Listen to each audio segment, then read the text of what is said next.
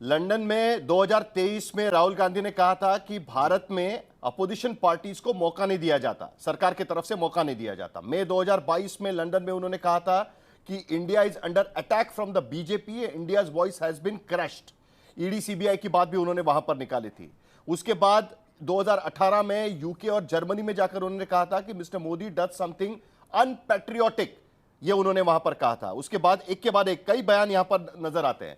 सवाल मेरा एक बार फिर वही आता है कि ये सारी बातें भारत में आप कहते हैं उस पर चर्चा होती है, लेकिन जब विदेश की धरती पर जाकर आप कहते हैं, आपके सांसद जो पार्लियामेंट्री जो ग्रुप्स जाते हैं उसमें शामिल होते हैं और भारत की बात कहते हैं, और वही लीडर ऑफ अपोजिशन जाकर कहते हैं कि भारत में तो लोकतंत्र है ही नहीं। तो ये कहीं ना कहीं इसी के वजह से सवाल उठ रहे हैं, ऐसा नहीं लगता आपको?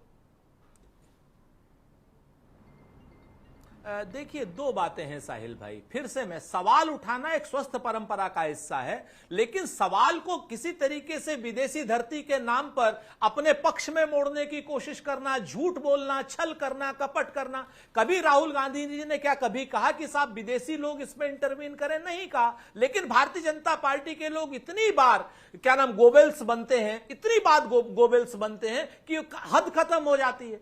राहुल गांधी ने सवाल उठाए हैं, क्या ये जो सवाल राहुल गांधी ने उठाए हैं, चाहे धरती विदेशी हो चाहे देशी धरती हो, क्या सवाल गलत है? इस पर, इसकी मेरिट पर कोई नहीं आएगा, सारे सवाल सही हैं। श्री नरेंद्र मोदी जी के अंडर में लोकतंत्र खतरे में है। ईडी, सीबीआई, इनकम टैक्स यहां पर लोगों को, विरोधी लोगों को प्रताड़ित करने का काम कर रही है, यह अपने आप में सच है। और जब हम लोकतंत्र पर सवाल उठाते हैं, जब हम वोट चोरी पर सवाल उठाते हैं, उससे पहले साहिल भाई 5 सेकंड, जब हमने ये सवाल उठाए, तब भारतीय जनता पार्टी को जवाहरलाल नेहरू जी से लेकर के और सोनिया गांधी तक याद आ गया। जवाहरलाल नेहरू जी से लेकर के, अगर जवाहरलाल नेहरू जी ने किसी वक्त कोई बेईमानी करी थी तो उस वक्त भारतीय जनता पार्टी वाले लोग सो रहे थे क्या?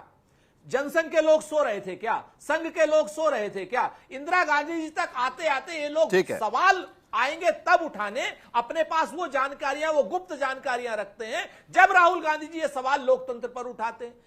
पूरी की पूरी संस्थाएं कंप्रोमाइज्ड हैं आज की डेट में, लोकतंत्र खतरे में है आज की डेट में। और ये कोई नया सवाल राहुल गांधी जी नहीं उठा रहे हैं, सारे के सारे सवाल मीडिया में, सोशल मीडिया में, सब जगहों पे, समाज में गलत नहीं है।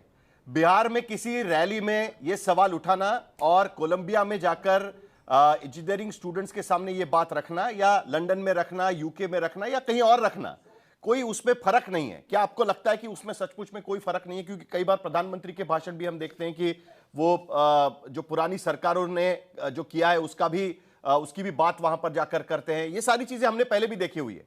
क्या ऐसा खास है कि जो बिहार की रैली में कहा जाता है वही बात बाहर कही जाती है तो उसको लेकर दिक्कत हो जाती है? साहिल, कम से कम भारतीय जनता पार्टी के लोगों को यह कहने का कोई अधिकार नहीं है कि आप विदेश की धरती पर आप ऐसी बातें करते। प्रधानमंत्री नरेंद्र मोदी ने सियोल में जाके क्या कहा था? पता नहीं हम किस देश में पैदा हो गए, हमारा क्या ये भाषा है? ये देश के प्रधानमंत्री की भाषा है? मतलब इससे ज्यादा तो कोई भी आदमी नहीं बोलेगा, इस तरीके की भाषा का इस्तेमाल करेगा। भाई, आप तो सियोल में थे, कोरिया में थे, आपने इस भाषा का इस्तेमाल किया कि आप तो देश के प्रधानमंत्री थे। तो कोई दूसरा आदमी बोलता तो बात समझ में आती। देखिए, चार चीजें बड़ी महत्वपूर्ण। पहली बात यह कि भारतीय जनता पार्टी के लोग, और मैं बड़ी जिम्मेदारी से कह रहा हूं इस बात को, भारतीय जनता पार्टी के लोग आज की तारीख में राहुल गांधी से बुरी तरीके से डरे हुए हैं। दूसरा, देश के प्रधानमंत्री अपने आप को आलोचना से ऊपर समझना चाहते हैं, ये एक अथॉरिटेरियन टेंडेंसी है। तीसरा, इंदिरा गांधी के जमाने में एक अकेले देवकांत बरुआ थे, आज चारों तरफ हमको देवकांत बरुआ दिखाई पड़ते हैं। चौथा, राहुल गांधी ने एक सेंटेंस नहीं, एक शब्द भी ऐसा नहीं बोला जितना आपने दिखाया जिसके आधार पर आपत्ति की। इससे क्या उन्होंने बोला कि भारत के अंदर लोकतांत्रिक संस्थाओं के ऊपर हमले हो रहे हैं? क्या ये गलत है? आप अगर ये गलत है तो फिर मुझे कुछ नहीं कहना। इस देश में सुप्रीम कोर्ट के 4 वरिष्ठ जजों ने, जो बाद में जिसमें से एक आदमी चीफ जस्टिस ऑफ इंडिया बने, उन्होंने तो प्रेस कॉन्फ्रेंस करके कहा था 8 साल पहले, 9 साल पहले, कि आज से 30 साल के बाद जब हमारे बच्चे जब हमसे पूछेंगे, हमारे पोते पोते हमसे पूछेंगे जब लोकतंत्र खतरे में था तो आप क्या कर रहे थे? प्रेम शुक्ला जी, कुल मिलाकर आशुतोष से कहने की कोशिश कर रहे हैं, पहली बार प्रधानमंत्री के भाषण का जिक्र कर रहे हैं जो उन्होंने कोरिया में या जापान में दिया था, ठीक है, सियोल में दिया। तो वो बोल रहे हैं कि अगर वो बोल सकते हैं जब इस देश को सपेरों का देश तो साबित यहाँ करना राहुल है, गांधी क्यों नहीं बोल सकते आशुतोष? वो उठाने की ये कोशिश उस समय की अवस्था नहीं। नहीं, आशुतोष जी की बातों को क्या कहना भाई साहब। अभी आशुतोष जी झूठ कितना भयंकर बोलते हैं, वो तो सामने सामने ही दिखाई देखिए, दे रहा है। झूठ साहिल- बोलने की मशीन है आशुतोष जी साहिल- चलती फिरती। तो श्रीमान नहीं। आशुतोष जी जो हैं, श्रीमान आशुतोष साहिल- जी कृपा करके मुझे बताइए। साहिल- अरे बीच में काहे बोल रहे हैं? मैं आपके बीच में बोला तो साहिल- सुन रहा था ना। धैर्य क्यों खो साहिल- देते हैं आशुतोष जी? इतना आपका साहिल- ब्लड प्रेशर आजकल क्यों बढ़ा रहता है? इतना साहिल- आपका रक्तचाप बढ़ा रहना ठीक नहीं पर्सनल है। कमेंट्स साहिल- आपके स्वास्थ्य के लिए जो अच्छा मुद्दा है। उन्होंने उठाया शांत उसका हो जाए। रिबटल पहले ये दीजिएगा। बोले कि मैं बोलूं, पर्सनल मैं कमेंट मत बोलूं कि करिए ये किसी पर। बोलेंगे। वो भी आपके बारे में कुछ साहिल- बोल देंगे, ये फिर हमारी अरे पूरी भाई, चर्चा साहिल- भटक मैं कौन सा जाएगी। पर्सनल प्लीज कमेंट ये कर रहा हूं? नस्लवादी कौन सा सोच पर्सनल का कमेंट कर रहा हूं आदमी, मैं? मैंने कौन सा पर्सनल नस्लवादी कमेंट सोच का कहा? आदमी, ये भ्रष्टवादी ये सोच बिना आपकी दूसरे है। पर टिप्पणी आशुतोष किए हुए गुप्ता जी ये चुप नहीं रह जो सकते। अपना सरनेम छिपाए टहलते हैं, नस्लवादी गुप्ता आदमी, जी की सोच जो है, नस्लवादी आदमी, आशुतोष गुप्ता जी देखिए की फिर सोच से भ्रष्टवादी वही सोच शुरू हो है। गया। नस्लवादी जरा एक आशुतोष मिनट, गुप्ता एक जी मिनट। की जो सोच है प्रेम- वो भ्रष्टवादी सोच है। आशुतोष, भयंकर प्रेम भ्रष्टवादी शुक्ला जी, सोच प्रेम आशुतोष शुक्ला जी। गुप्ता जी की है। जो सवाल उन्होंने नस्लवादी उठाया आदमी उस पर जो जवाब है, दीजिए। आप अगर जो है, प्रधानमंत्री ने ये इतना- बात इतना नहीं काहे कही नहीं जाते थी हो? तो आप उसके बारे में बात करिए, और जो उन्होंने मुद्दा उठाया उसका जवाब दीजिएगा। प्लीज एक दूसरे पर पर्सनल कमेंट ना करिए। प्रेम शुक्ला जी आगे बढ़िए, चलिए। जब इस इसको- देश को इसको भारतीय जनता पार्टी अब के लगातार मेरे प्रवक्ता बीच पद में से बोलना हटा भाई, देना ये चाहिए। क्या तरीका है आशुतोष जी? आप इस तरह के नस्लवादी केस अभी बुला सुन कर लेते रखते हैं। मैंने हैं कहा- जो भारतीय हाँ, जनता इंटरव्यू- पार्टी के बारे में अनर्गल आशुतोष जी मैंने इंटरव्यू किया हुआ है। उत्तर दिया जाए आशुतोष जी तो मैंने बीच में इंटरव्यू किया चिचियाने हुआ है। लगे। प्लीज प्रेम शुक्ला जी ये आपकी क्या बात तरीका खत्म है? करिए। हर्षवर्धन जी भी क्या इंतजार तरीका कर है रहे हैं। आशुतोष जी? ये प्लीज क्यों जरा। आप इस तरह करते हैं? प्लीज, चीयर प्लीज, लीडरों प्लीज। की ये हरकत क्यों नस्लवादी करते हैं आप आदमी जी? है। ये ये नस्लवादी चीयर आदमी लीडरों है। की हरकत नहीं क्यों नहीं करते नहीं हैं? नहीं ये नहीं नहीं नस्लवादी नहीं। अब आदमी देखिए, है। अब आप चलिए कड़ी दोनों को आएंगे। शांत करिए अब जरा। आगे हर्षवर्धन औकात पर आ त्रिपाठी गए। आपने सुना आशुतोष क्या कह रहे थे? नहीं प्लीज प्लीज प्लीज, ये डिबेट इस तरीके से नहीं जा सकती। हर्षवर्धन त्रिपाठी आपने सुना, वो उठाने की कोशिश यह कर रहे हैं कि जब प्रधानमंत्री जाकर पुरानी सरकारों पर सवाल उठाते हैं तब कोई बात नहीं करता, लेकिन राहुल गांधी जब कहते हैं तो उसको लेकर बात होती है। आशुतोष सवाल उठा रहे हैं यहां पर। हर्षवर्धन त्रिपाठी। साहिल, मुझे लगता है कि आपने जो डिबेट की शुरुआत में सवाल पूछे थे वो सबसे जरूरी सवाल थे जिस पर डिबेट भटक गई या बहक गई। अब आशुतोष को पता नहीं, ये ध्यान में बिल्कुल नहीं रहा कि कभी किसी देश के नेता ने, कभी किसी ने, मतलब छोड़ दीजिए मोदी जी को या नेहरू जी को, किसी नेता ने देश की धरती पर जाकर ये नहीं कहा कि भारत में लोकतंत्र खतरे में है और आप यूरोपीय यूनियन और अमेरिका ये बेखबर है। इतना खतरनाक देशद्रोही काम किसी ने नहीं किया। चाइना मॉडल की प्रशंसा पहले भी राहुल गांधी कर चुके हैं। आज के इस बयान में उन्होंने क्या कहा? उनसे पूछा गया चीन और इंडिया क्या ये भारत दुनिया का नेतृत्व कर सकते हैं? सब इसका जवाब क्या होना चाहिए? कोई भी देशभक्त व्यक्ति होगा, कोई भी भारत के ऊपर गर्व करने वाला व्यक्ति होगा, एक लाइन में कहेगा बिल्कुल भारत इसका नेतृत्व कर सकता है। चीन का मुझे पता नहीं क्योंकि वो तानाशाह देश है। लेकिन ना, ये उन्होंने नहीं कहा और उसको घुमाने की कोशिश की। आज जो डॉक्टर मोहन भागवत जी ने कहा, क्या कहा है? उन्होंने कहा कि हमारे देश की विविधता हमारी ताकत है, लेकिन कुछ लोग इसको विविधता को एक दूसरे से लड़ाने में, झगड़ने में काम करते हैं। और मैं कहता हूं ये डिबेट, इसको सेटल होना चाहिए। ये बेईमानी जो है बंद होनी चाहिए। कैसे आप किसी को पहचानेंगे साहिब? कोई पेड़ अगर लगा हुआ है तो आप नहीं जान सकते ना कि उसका बीज कड़वा निकलेगा, मीठा निकलेगा। कब पता चलेगा? जब वो फल देने लगेगा। जब कांग्रेस फल देने लगी, यानी सत्ता में रही, तो तानाशाही किया, आपातकाल लगाया, 356 का जितनी जगह इस्तेमाल किया वो अपने आप में रिकॉर्ड है। किसको किसको जेल में डाला वो अपने आप में रिकॉर्ड है। लालू जी की बेटी का नाम मीसा हो गया इस चक्कर में।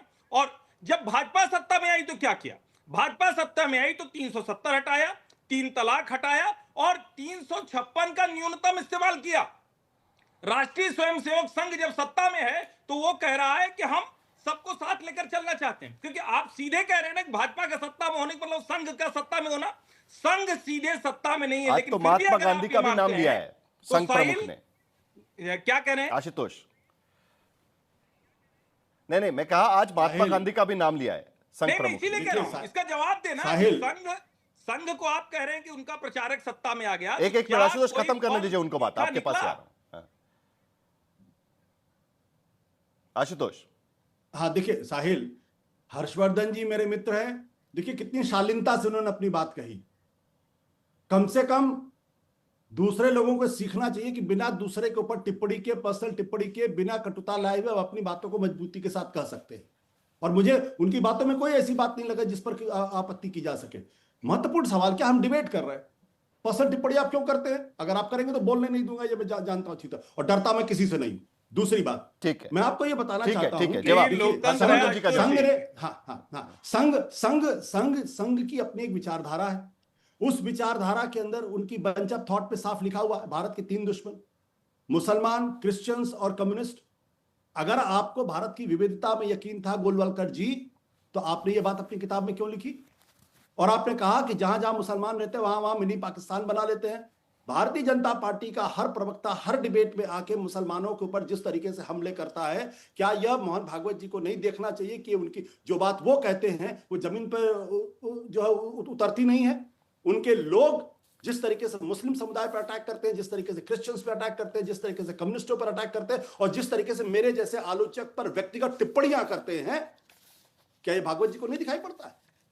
अगर आप विविधता में यकीन करते हैं तो आप हर्षवर्धन जैसी भाषा का इस्तेमाल करते हैं, तीखे भी हो सकते हैं, लेकिन हम हर्षवर्धन जी एक दूसरे से बात कर सकते हैं, एक दूसरे की विचारधारा से बिल्कुल अलग होते हुए भी। नहीं, लेकिन आशुतोष सवाल लेकिन ये भी वो अधिकार- उठा रहे हैं कि किसी भी राजनीतिक पार्टी ने के नेता ने भारत के बाहर जाकर इस तरीके का बयान नहीं दिया था, यह हर्षवर्धन त्रिपाठी कहने की कोशिश कर रहे हैं, और वो सवाल इस बात को लेकर उठा रहे हैं। देखिए, हर्षवर्धन जी जो बात कह रहे हैं, मेरा उसमें सिर्फ इतना ही कहना है कि देश के प्रधानमंत्री ने तो सियोल में जाके कहा था, क्या उससे घटिया भाषा का इस्तेमाल राहुल गांधी ने किया है? तो आप पर उपदेश कुशल बहुतेरे, आप दूसरों को उपदेश देने का अधिकार नहीं, अगर आप खुद जाके इस तरीके की भाषा का इस्तेमाल कर रहे हैं कि 2014 के पहले हिंदुस्तान में पैदा होने वाले लोग कहते हैं हम किस देश में पैदा हो गए। अरे ये भैया, ये महान देश है, महात्मा गांधी का देश, जल्दी से सरदार आपका पटेल का देश है, जवाहरलाल नेहरू का देश है। देखिए साहिल, मैंने फिर कहा और आशुतोष जी ने उसका जवाब नहीं दिया। मैं उम्मीद कर रहा था कम से कम इसमें ईमानदारी से वो जवाब देते। किसी नेता ने भारत के लोकतंत्र में हस्तक्षेप करने का आह्वान नहीं किया भाई। और प्रधानमंत्री ने जो उस वक्त आप कह रहे हैं कि नरेंद्र मोदी ने कहा, उन्होंने कहा कि उस वक्त ऐसी नीतियां थी, उसका भी भाषण आधा काट के चला रहे हैं। लेकिन राहुल गांधी तो बाकायदा बताते हैं कि हमारी डेमोक्रेसी खतरे में है और अमेरिका और यूरोपीय यूनियन देश को बेखबर है। अब मूल बात पे आते हैं। आशुतोष जी ने शायद खबरें नहीं अपडेट की हैं। केरल के पूर्व डीजीपी है, मेरे ख्याल से आईजीपी या डीजीपी, ईसाई हैं, वो बाकायदा प्रचारक बनने जा रहे हैं। मुस्लिम राष्ट्रीय मंच आज कहां खड़ा? संघ ने देश के हर वर्ग को लेकर चल दिया और राहुल गांधी जाति जाति चिल्ला रहे हैं। तो साहिल भाई, तब तो दोनों में फर्क दिख रहा है। मेरे ख्याल से जब इस तरीके की डिबेट होती है तो कितना भी समय दो वो कम पड़ता है।